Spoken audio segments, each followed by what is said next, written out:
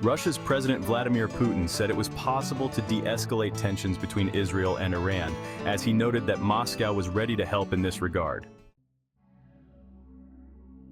We are in contact with Israel, we are in contact with Iran, we have quite trusting relations, and we would very much like this endless exchange of blows to be stopped at some point, and for such ways to resolve the situation to be found that would satisfy both sides, Putin told reporters.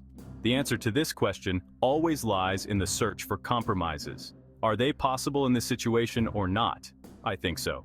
No matter how difficult it may be, but in my opinion, it is possible. Israel has decapitated the leadership of Iran's allies Hamas and Hezbollah in recent weeks, and Iran fired missiles into Israel in retaliation on October 1st. The region is now braced for Israel's response. Putin said Russia was willing to get involved if both sides wanted that. If this is in demand, we are ready to do everything in our power in contact with both sides to help find these compromises, he said. Russia won't let Ukraine obtain nuclear weapons.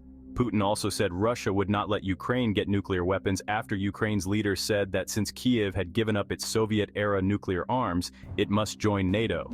Putin said any move by Ukraine to get nuclear weapons could not be concealed and would draw an appropriate Russian response. Russia will not allow this to happen no matter what, he told reporters. Ukrainian President Volodymyr Zelensky said on Thursday he had told U.S. presidential candidate Donald Trump that Ukraine needed either nuclear weapons or NATO membership for its security, but as it gave up nuclear weapons after the breakup of the Soviet Union, joining NATO was the only way it could deter Russia.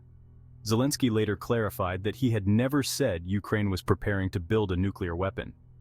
"We don't do nuclear weapons. Please don't move these messages," he said.